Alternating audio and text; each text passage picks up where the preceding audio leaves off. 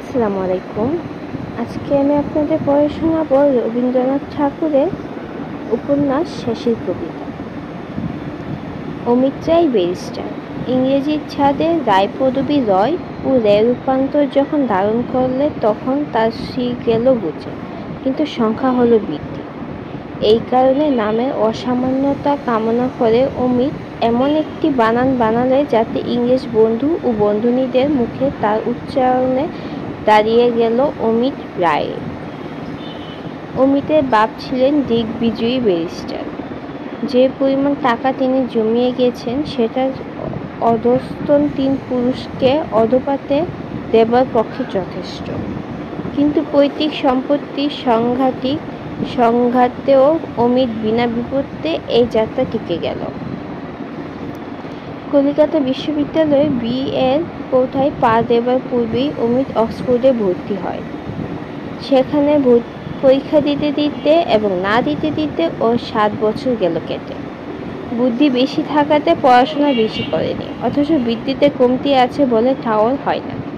ওর বাপ ওর কাছ থেকে অসাধারণ কিছু প্রত্যাশা করেননি। তার ইচ্ছে ছিল তার একমাত্র ছেলের মনে অক্সফোর্ডের মন এমন পাকা করে ধরে যাতে দেশে এসেও দোপ সয়। অমিতকে আমি পছন্দ করি। খাসা ছেলে, আমি নবীন লেখক, সংখ্যায় আমার পাঠক স্বল্প, যোগ্যতায় তাদের সকলের সেরা অমিত। আমার লেখায় ঠাট ঠমকটা ওর চোখে খুব লেগেছে। ওর বিশ্বাস আমাদের দেশের সাহিত্য বাজারে যাদের নাম আছে তাদের স্টাইল নেই। জীবসৃষ্টিতে উৎজন্তুতা যেমন এই লেখকদের রচনাও তেমনি গাড়ে গর্দানে, সামনে পিছনে, পিঠে পেটে বেখা, চালটা ঢিলে নড়বড়ে। বাংলা সাহিত্যের মতো নেড়া ফ্যাকাশে মরুভূমিতেই তার চলন। সমালোচকদের কাছে সময় থাকতে বলে রাখা ভালো, মতটা আমার নয়। অমিত বলে ফ্যাশনটা হলো মুখোশ, স্টাইলটা হলো মুখশ্রী। ওর মতে যারা সাহিত্যের উমরাও দলে, যারা নিজের মন রেখে চলে, স্টাইল তাদের। আর যারা আমলা দলে, দশের মন রাখা যাদের ব্যবসা, ফ্যাশন তাদের। বঙ্কিমের স্টাইল, বঙ্কিমের লেখা বিষবৃক্ষে বঙ্কিম তাতে নিজেকে মানিয়ে নিয়েছে। বঙ্কিমী ফ্যাশন নসিরামের লেখা মনমোহনের মোহনবাগান। নসিরাম তাতে বঙ্কিমকে দিয়েছে মাটি পড়ে। বারোয়ারি তাঁবুর কানাতের নিচে ব্যবসাদের ন্যাচারালি দর্শন মেলে, কিন্তু শুভদৃষ্টিকালে বধূর মুখ দেখবার বেলায় বেনারসি উনার ঘুমটা চায়। কানাত হলো ফ্যাশনের আর বেনারসি হলো স্টাইল, বিশেষের মুখ বিশেষ রঙের ছায়া দেখবার জন্য। অমিত বলে হাটের লোকের পায়ে চলা রাস্তার বাইরে আমাদের পা সরতে ভরসা পাই না বলেই আমাদের দেশের স্টাইলের এত অনাদর। দক্ষযজ্ঞের গল্পে এই কথাটি পৌরাণিক ব্যাখ্যা মেলে। ইন্দ্রচন্দ্র বরণ একেবারে স্বর্গের ফ্যাশনদুরস্ত দেবতা। যাজ্ঞিক মহলে তাদের নিমন্ত্রণ জুটো। শিবের ছিল স্টাইল এত অরিজিনাল যে মন্ত্র পড়া জগমানেরা তাকে হব্যকাব্য দেওয়াটাও দেবস্তর বলে জানত। অক্সফোর্ডের বি.এর মুখে এইসব কথা শুনতে আমার ভালো লাগে, কেননা আমার বিশ্বাস আমার লেখায় স্টাইল আছে। সেজন্যই আমার সকল বইয়ের এক সংস্করণই কৈবল্যপ্রাপ্ত, তারা পুনরাবর্তন্তে। আমার শ্যালক নবকৃষ্ণ অমিতর এইসব কথা একেবারেই সইতে পারত না, বলতো রেখে দাও, তোমার অক্সফোর্ডের পাস। সে ছিল ইংরেজি সাহিত্যের রোমহর্ষক M.A, তাকে পড়তে হয়েছিল বিস্তর, বুঝতে হয়েছিল অল্প। সেদিন সে আমাকে বলল, অমিত কেবলই ছোট লেখককে বড় করে, বড় লেখককে ছোট করবার জন্য। অবজ্ঞার ঢাক পিটোবার কাজে তার শখ। তোমাকে সে করেছে তার ডাকের কাঠি। দুঃখের বিষয়, এই আলোচনাস্থলে উপস্থিত ছিলেন আমার স্ত্রী স্বয়ং ও সহদয়া। কিন্তু পরম সন্তোষের বিষয় এই যে আমার শ্যালকের কথা তার একটুও ভালো লাগেনি। দেখলুম অমিতর সঙ্গেই তার রুচির মিল, অথচ পড়াশোনা বেশি করেনি। স্ত্রীলোকে আশ্চর্য স্বাভাবিক বুদ্ধি। অনেক সময় আমার মনেও খটকা লাগে যখন দেখি কত কত নামজাদা লেখক ইংরেজি লেখকদেরকেও নগণ্য করতে অমিতর বুক দমে না। তারা হলো যাদের বলা যেতে পারে বহু বাজারে চলতি লেখক, বড় বাজারে ছাপ মারা, প্রশংসা করবার জন্য যাদের লেখা পড়ে দেখবার দরকারই হয় না, চোখ বুজে গুণগান করলেই পাস মার্ক পাওয়া যায়। অমিতর পক্ষেও এদের লেখা করে দেখা অনাবশ্যক। চোখ বুজে নিন্দে করতে ওর বাধে না। আসলে যারা নামজাদা তারা ওর কাছে বড় বেশি সরকারি, বর্ধমানের ওয়েটিং রুমের মতো, আর যাদেরকেও নিজে আবিষ্কার করেছে তাদের উপর ওর খাস দখল যেন স্পেশাল ট্রেনের সেগুন কাপড়। অমিতর নেশাই হল স্টাইল, কেবল সাহিত্য বাছাই কাজে নয়, বেশে ভূষার ব্যবহারে। ওর চেহারাতে একটা বিশেষ ছাদ আছে। 5 জনের মধ্যে ও যে কোনো একজন মাত্র নয়, ও হলো একেবারে পঞ্চম। অন্যকে বাদ দিয়ে চোখে পড়ে। দাড়ি গোঁফ কামানো, চাচা মাজা, চিকন শ্যামবর্ণ পরিপুষ্ট মুখ, স্ফূর্তি ভরা ভাবটা, চোখ চঞ্চল, হাসি চঞ্চল, নড়াচড়া চলাফেরা চঞ্চল, কথার জবাব দিতে একটুও দেরি হয় না। মনটা এমন এক রকমের চকমকি যে ঠুন করে একটু ঠুকলেই স্ফুলিঙ্গ ছিটকে পড়ে। বেশি কাপড় প্রায়ই পরে, কেননা ওর দলের লোক সেটা পরে না। ধুতি ছাড়া থানের যত্নে পচানো, কেননা ওর বয়সে এরকম ধুতি চলতি নয়। পাঞ্জাবি পরে, তার বাঁ কাঁধ থেকে বোতাম ডান দিকের কোমর অবধি। আস্তিনের সামনের দিকটা কনুই পর্যন্ত 2 ভাগ করা। কোমরের ধুতিটাকে ঘিরে একটা জড়ি দেওয়া চৌড়া খয়েরি রঙের ফিতে। তারই বাঁ দিকে ঝুলছে বৃন্দাবনী ছিটের এক ছোট থলি। তার মধ্যে ওর ট্যাগ ঘড়ি, পায়ে সাদা চামড়ার উপর লাল চামড়া কাজ করা কটকি জুতো। বাইরে যখন যায় একটা পাট করা পাড়ওয়ালা মাদ্রাজি চাদর বাঁ কাঁধ থেকে হাঁটু অবধি ঝুলতে থাকে। বন্ধুমহলে যখন নিমন্ত্রণ থাকে মাথায় চড়ায় এক মুসলমানি লক্ষ্মী টুপি, সাদার উপর সাদা কাজ করা। একে ঠিক সাজ বলবো না, এ হচ্ছে ওর এক রকমের উচ্চ হাসি। ওর বিলিতি সাজের মর্ম আমি বুঝি নে, যারা বুঝে তারা বলে কিছু আলুথালু গোছের বটে, কিন্তু ইংরেজিতে যাকে বলে ডিসটিংগুইশড। নিজেকে অপরূপ করবার শখ ওর নেই, কিন্তু ফ্যাশনকে বিদ্রূপ করবার কৌতুক অপর্যাপ্ত।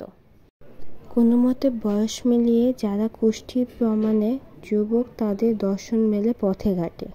অমিত দুর্লভ যুবকত্ব, নির্জলা যৌবনের জড়ি একেবারে বেহিসেবি উড়নচণ্ডী বান ডেকে ছুটে চলেছে বাইরের দিকে। সমস্ত নিয়ে চলেছে ভাসিয়ে, হাতে কিছুই রাখে না। এদিকে ওর 2 বোন, যাদের নাম সিসি এবং লিলি, যেন নতুন বাজারে অত্যন্ত হালের আমদানি, ফ্যাশনের পসরায় আপাতমস্তক যন্ত্রে মোড়ক করা 1 নম্বরের প্যাকেট বিশেষ। উঁচু খুরওয়ালা জুতো, লেসওয়ালা বুক কাটা জ্যাকেটের ফাঁকে প্রবালে এম্বারে মেশানো মালা, শাড়িটা গায়ে তীর্যক ভঙ্গিতে আট করে লেপটানো। এরা খুটখুট করে দ্রুত লয়ে চলে, উচ্চ স্বরে বলে, স্তরে স্তরে তুলে সূক্ষ্মাগ্র হাসি, মুখ ঈষৎ বেঁকিয়ে স্মিত হাস্যে উঁচু কটাক্ষে চায়। জানে কাকে বলে ভাবগর্ত চাউনি। গোলাপি রেশমের পাখা ক্ষণে ক্ষণে গালের কাছে ফুল ফুল করে সঞ্চারণ করে, এবং পুরুষ বন্ধু চৌকি হাতার উপরে বসে সেই পাখার আঘাতে তাদের কৃত্রিম স্পর্ধার প্রতি কৃত্রিম তর্জন প্রকাশ করে থাকে। আপন দলের মেয়েদের সঙ্গে অমিতর ব্যবহার দেখে তার দলের পুরুষদের মনে ঈর্ষার উদয় হয়। নির্বিশেষভাবে মেয়েদের প্রতি অমিতর উদাসীন্য নেই, বিশেষভাবে কারোর প্রতি আসক্তিও দেখা যায় না। অথচ সাধারণভাবে কোনোখানে মধুর রসেও অভাব ঘটে না। এক কথায় বলতে গেলে মেয়েদের সম্বন্ধে ওর আগ্রহ নেই, উৎসাহ আছে। অমিত পার্টিতেও যায়, তাসও খেলে, ইচ্ছে করেই বাজিতে হারে। যে রমণী গলা বেসুরো তাকে দ্বিতীয়বার গাইতে পিড়াপিড়ি করে। কাউকে বদ রঙের কাপড় পরতে দেখলে জিজ্ঞাসা করে কাপড়টা কোন দোকানে কিনতে পাওয়া যায়। যে কোনো আলাপিতার সঙ্গেই কথা বলে, বিশেষ পক্ষপাতে সুর লাগায়। অথচ সবাই জানে ওর পক্ষপাতটা সম্পূর্ণ নিরপেক্ষ। যে মানুষ অনেক দেবতার পূজারী, আড়ালে সব দেবতাকে সেই সব দেবতার চেয়ে বড় বলে স্তব করে। দেবতাদের বুঝতে বাকি থাকে না, অথচ খুশিও হন। কন্যার মাতাদের আশায় কিছুতে কমে না, কিন্তু কন্যারা বুঝে নিয়েছে অমিত সোনার রঙের দিগন্ত রেখা ধরা দিয়েই আছে, তবু কিছুতেই ধরা দেবে না। মেয়েদের সম্বন্ধে ওর মন তর্কই করে, মীমাংসায় আসে না। সেই জন্যই ক্রমবিহীন আলাপের পথে ওর অত দুঃসাহস। তাই অতি সহজেই সকলের সঙ্গে ও ভাব করতে পারে। নিকটে দাহ্য বস্তু থাকলেও ওর তরফে আগ্নেয়তা নিরাপদে সুরক্ষিত। সেদিন পিকনিকে গঙ্গার ধারে যখন ওপারের ঘন কালো পুঞ্জীভূত স্তব্ধতার ওপর চাঁদ উঠল, ওর পাশে ছিল লিলি গাঙ্গুলি। তাকেও ও মৃদু স্বরে বলে, গঙ্গার ওপারে ওই নতুন চাঁদ, আর এ পারে তুমি আর আমি। এমন সমাবেশটি অনন্তকালের মধ্যে কোনোদিনই আর হবে না। প্রথমটা লিলি গাঙ্গুলির মন এক মুহূর্তে ছলছলিয়ে উঠেছিল, কিন্তু সে জানত এ কথাটা যতখানি সত্য সে কেবল ওই বলার কায়দাটুকুর মধ্যেই। তার বেশি দাবি করতে গেলে বুদ্বুদের উপরকার বনচ্ছটাকে দাবি করা হয়। তাই নিজেকে ক্ষণকালের গোল লাগা থেকে ঠেলা দিয়ে লিলি হেসে উঠল, বললে, অমিট, তুমি যা বললে সেটা এত বেশি সত্য যে না বললেও চলত। এইমাত্র যে ব্যাঙটা টপ করে জলে লাফিয়ে পড়ল, এটাও তো অনন্তকালের মধ্যে আর কোনোদিন ঘটবে না। অমিত হেসে উঠে বলল, তফাৎ আছে লিলি, একেবারে অসীম তফাৎ। আজকে সন্ধ্যাবেলায় ওই ব্যাঙের লাফানোটা একটা খাপছাড়া ছেঁড়া জিনিস, কিন্তু তোমাতে আমাতে চাঁদেতে, গঙ্গার ধারায়, আকাশের তারায় একটি সম্পূর্ণ ঐকতানিক সৃষ্টি, বেটুফনের চন্দ্রালু গীতিকা। আমার মনে হয় যেন বিশ্বকর্মার কারখানার একটা পাগলা স্বর্গীয় শেখরা আছে, সে যেমনি একটি নিখুঁত সুগুল সোনার চক্রে নীলার সঙ্গে হিরে এবং হীরের সঙ্গে পান্না লাগিয়ে এক প্রহরে আংটি সম্পূর্ণ করলে, অমনি দিলে সেটা সমুদ্রের জলে ফেলে, আর তাকে খুঁজে পাবে না কেউ। ভালোই হলো, তোমার ভাবনা রইল না অমিট, বিশ্বকর্মা শেখরার বিল তোমাকে শুধরাতে হবে না।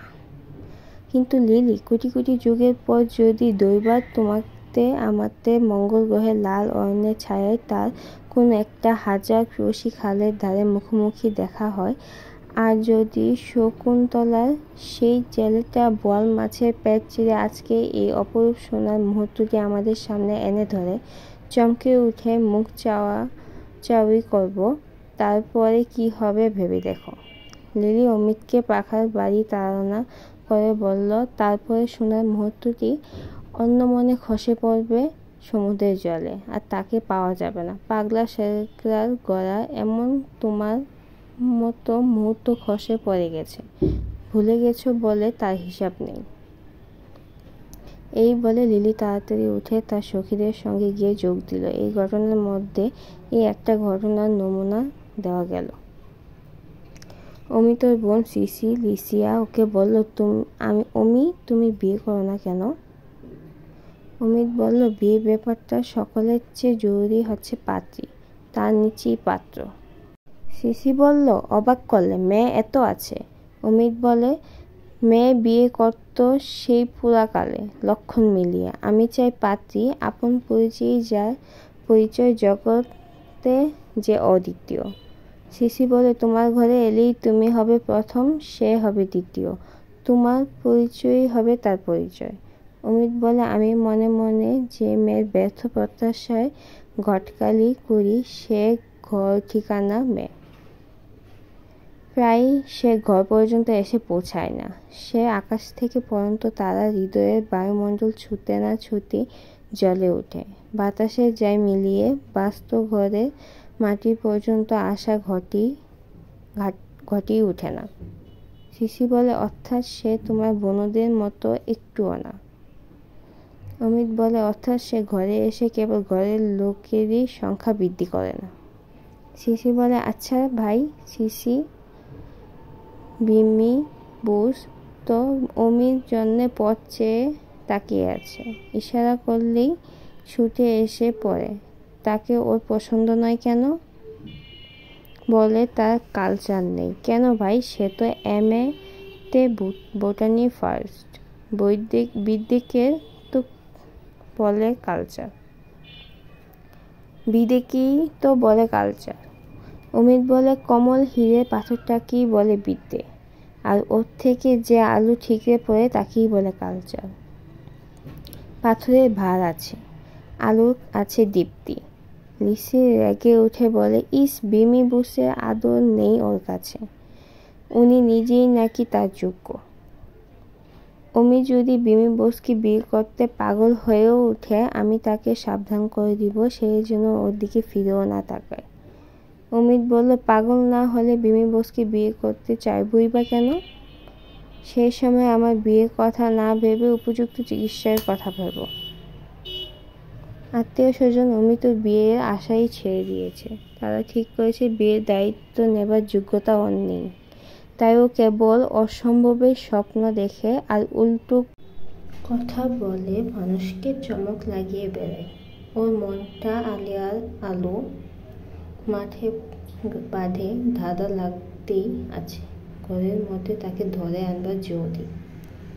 ইতিমধ্যে অমিত যেখানে সেখানে হু হু করে বেড়াচ্ছে, ফিরপুর দোকানের যাকে তাকে চা খাওয়াচ্ছে, যখন তখন মোটরে চড়িয়ে বন্ধুদের অনাবশ্যক ঘুরিয়ে নিয়ে আসছে, এখন ওখান থেকে যা তা কিনছে আর একে ওকে বিলিয়ে দিচ্ছে।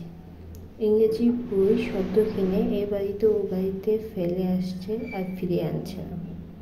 ওর বোনেরা ওর যে অভ্যাসটা নিয়ে বাড়ি বিরক্ত, সে হচ্ছে ওর উল্টো কথা বলা। সজ্জন সভায় যা কিছু সর্বজনের অনুমোদিত ও তার বিপরীত কিছু একটা বলে বসবেই। কোনো একজন রাষ্ট্রতান্ত্রিক ডেমোক্রেসির গুণ বর্ণনা করেছিল ও বলে উঠল, বিষ্ণু যখন সতীর মৃতদেহ খণ্ড খণ্ড করলেন, তখন দেশ জুড়ে সেখানে তার 100 অধিক পীঠস্থান তৈরি হয়ে গেল। ডেমোক্রেসি আজ যেখানে সেখানে যত টুকরা এরিস্টক্রেসি পুজো বসিয়েছে, খুদে খুদে এরিস্টক্র্যাটের পৃথিবী ছেয়ে গেল, কেউ পলিটিক্সে, কেউ সাহিত্যে, কেউ সমাজে। তাদের কারো গাম্ভীর্য নেই, কেননা তাদের নিজের পরে বিশ্বাস নেই। একদা মেয়েদের পরে পুরুষের আধিপত্যের অত্যাচার নিয়ে কোনো সমাজ হিতৈষী অবলা বান্ধব নিন্দা করেছিল পুরুষদের। অমিত মুখ থেকে সিগারেট নামিয়ে ফস করে বললে, পুরুষ আধিপত্য ছেড়ে দিলেই মেয়ে আধিপত্য শুরু করবে। দুর্বলের আধিপত্য অতি ভয়ঙ্কর। সভাস্থ অবলা ও অবলা বান্ধবেরা চটে উঠে বললে, মানে কি হলো? অমিত বললে, যে পক্ষের দখলে শিকল আছে সে শিকল দিয়ে পাখিকে বাঁধে, অর্থাৎ জোর দিয়ে।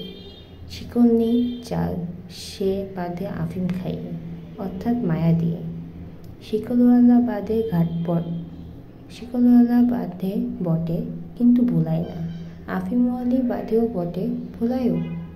মেয়েদের কৌটু আফিমে ভরা, প্রকৃতি শয়তানি তার যোগান দেয়। একদিন ওদের বালিগঞ্জের এক সাহিত্য সভায় রবি ঠাকুরের কবিতা ছিল আলোচনার বিষয়। অমিত জীবনে এই সে প্রথম সভাপতি হতে রাজি হয়েছিল, গিয়েছিল মনে মনে যুদ্ধ সাজ পরে।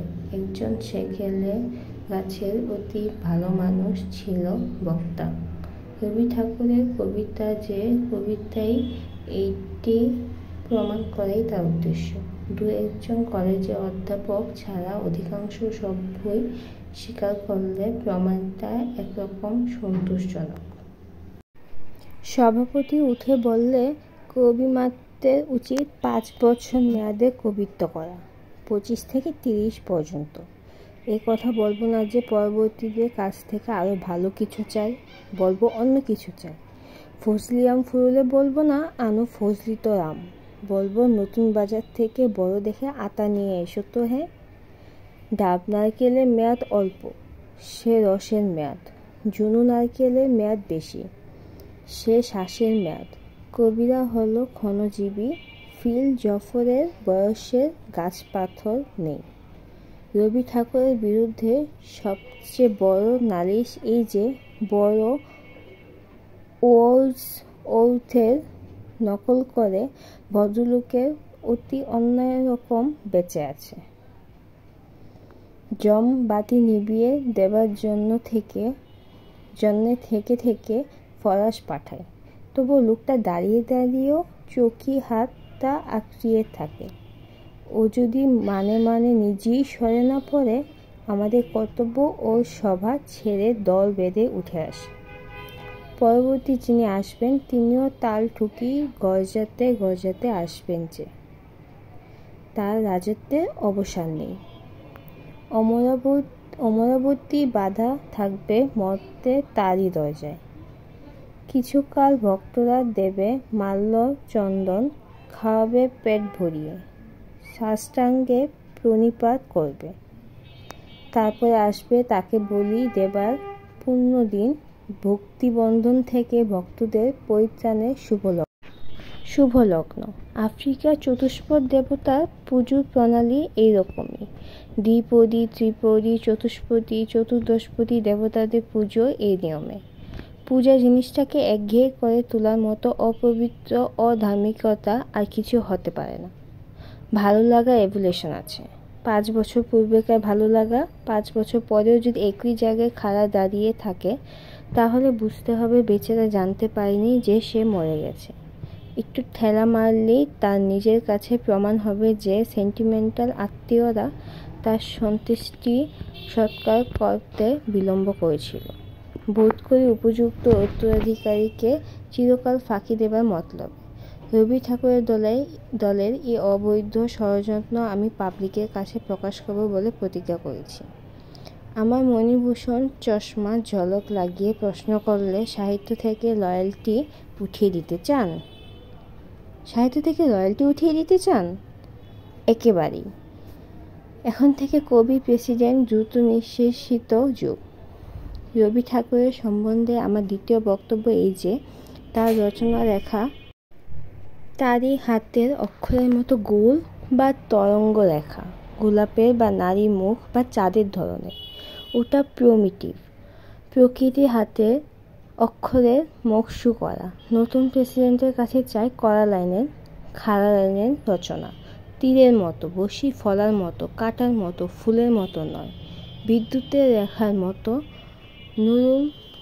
নুরেলজিয়ার ব্যথার মতো, খোঁচাওয়ালা কোনাওয়ালা গথিক গির্জার ছাদের, মণ্ডপের ছাদে নয়। এমনকি যদি চটকল, পাটকল অথবা সেক্রেটারিয়েট বিল্ডিংয়ের আদলে হয়, ক্ষতি নেই। এখন থেকে ফেলে দাও মন ভোলাবার ছলা করা, ছন্দবন্ধ। মন কেড়ে নিতে হবে, যেমন করে রাবণ সীতাকে কেড়ে নিয়ে গিয়েছিল। মন যদি কাঁদতে কাঁদতে আপত্তি করতে যায়, তবুও তাকে যেতেই হবে। অতি বৃদ্ধ জটায়ুটা বারণ করতে আসবে, তাই করতে গিয়েই তার হবে মরণ। তারপরে কিছুদিন যেতেই কিষ্কিন্ধ্রা জেগে উঠবে। কোনো হনুমান যদি লাফিয়ে পড়ে লঙ্কায় আগুন লাগিয়ে মনটাকে পূর্বস্থানে ফিরিয়ে নিয়ে আসবার ব্যবস্থা করবে, তখন আবার হবে টেনিসনের সঙ্গে পুনর্মিলন। বাইরনের গলা জড়িয়ে করব অশ্রুবর্ষণ। ডিকেন্সকে বলবো মাপ করো। মোহ থেকে আরোগ্য লাভের জন্য তোমাকে গাল দিয়েছি।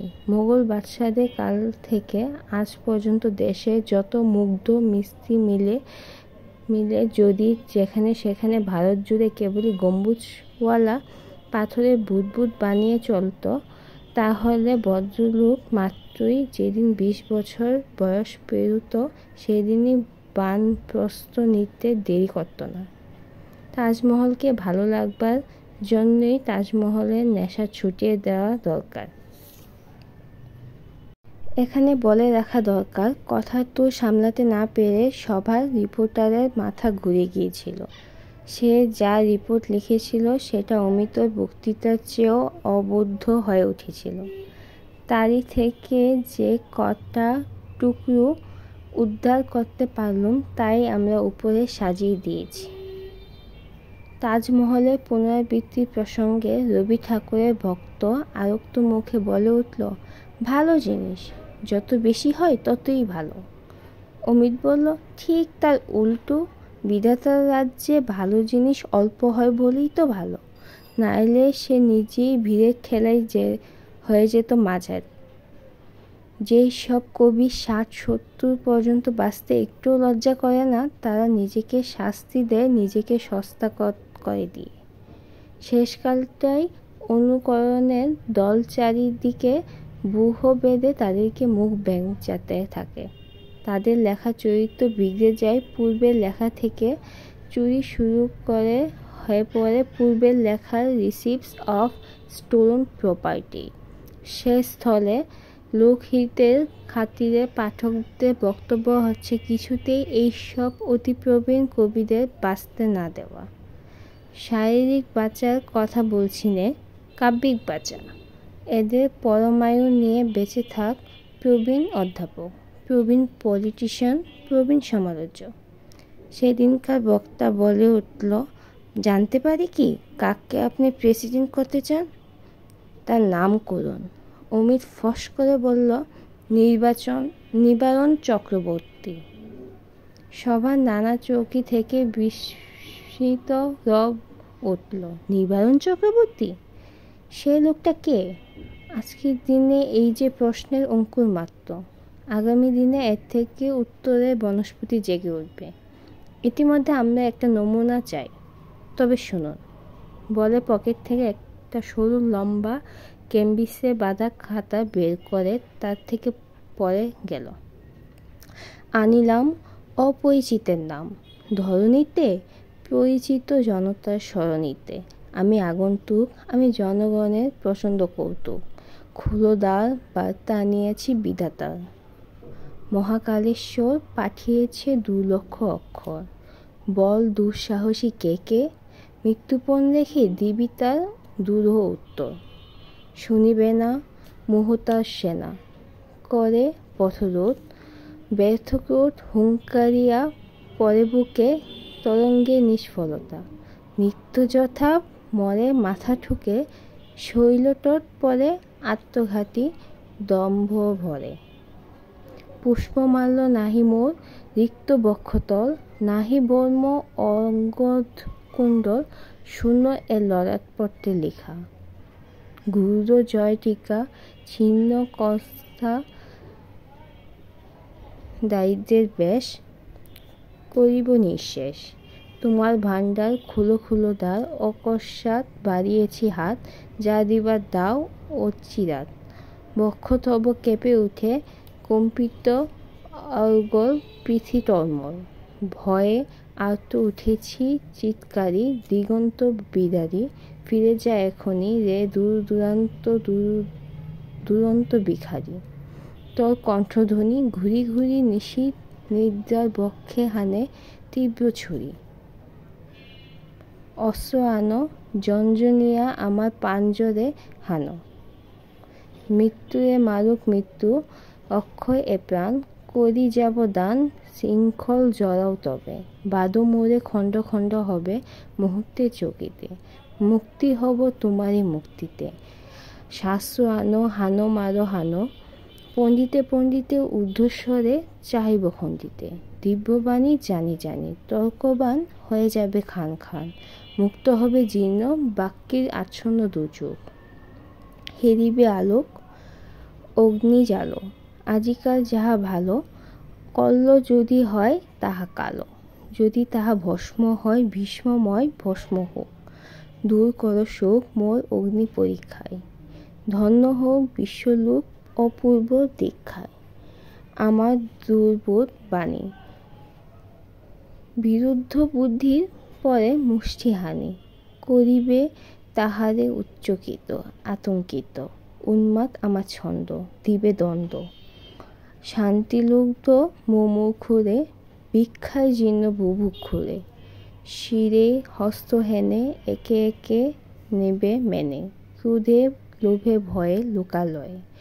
অপরিচিতের জয়, অপরিচিতের পরিচয়। যে অপরিচিত বৈশাখের রুদ্ধ জ্বরে বসুন্ধরা করে আন্দোলিত, হানি বর্ষমথি। মেঘের কার্পণ্য চ্যুতি, সংগোপন বর্ষণ সঞ্চয়, ছিন্ন করে মুক্ত করে জগন্ময়। রবি ঠাকুরের দল সেদিন চুপ হয়ে গেল, শাসিয়ে গেল লিখে জবাব দেবে। সভাটাকে হতবুদ্ধি করে দিয়ে মোটরে করে অমিত যখন বাড়ি আসছিল, সিসি তাকে বলে, একখানা আস্ত নিবারণ চক্রবর্তী তুমি নিশ্চয়ই আগে থাকতে গড়ে তুলে পকেটে করে নিয়ে এসেছ, কেবলমাত্র ভালো মানুষকে বোকা বানাবার জন্য। অমিত বলে, অনাগতকে যে মানুষ এগিয়ে নিয়ে আসে তাকেই বলে অনাগত বিধাতা। আমি তাই।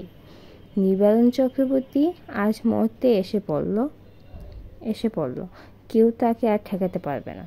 সিসি অমিতকে নিয়ে মনে মনে খুব একটা গর্ববোধ করে। সে বলে, আচ্ছা অমিত, তুমি কি সকালবেলা উঠিয়ে সেদিনকার মতো তোমার যত সানিয়ে বলা কথা বানিয়ে রেখে দাও? অমিত বলল, সম্ভবপরের জন্য সবসময় প্রস্তুত থাকাই সভ্যতা। বর্বরতা পৃথিবীতে সকল বিষয়ে অপ্রস্তুত। এই কথাটাও আমার নোটবইয়ে লেখা আছে। কিন্তু তোমার নিজের মতো বলে কোনো পদার্থই নেই। যখন যেটা ভালো শোনায় সেটাই তুমি বলে বসো। আমার মনটা আয়না, নিজের বাঁধা মতগুলো দিয়ে চিরদিনের মতো যদি তাকে আগাগোড়া লেপে রেখে দিতুম, তাহলে তার উপরে প্রত্যেক চলতি মুহূর্তের প্রতিবিম্ব পড়ত না। সিসি বলল, অমি, প্রতিবিম্ব নিয়েই তোমার জীবন কাটবে। শেষের কবিতার পর্ব 1 এতটুকুই। পর্ব 2 দিচ্ছি খুবই শীঘ্রই। সঙ্গে থাকুন এবং আমার চ্যানেলটিকে সাবস্ক্রাইব করুন, যাতে নতুন পর্ব আসার সাথে সাথেই আপনারা পেয়ে যাবেন। এবং ভিডিওটি ভালো লাগলে লাইক করুন, শেয়ার করুন। ধন্যবাদ।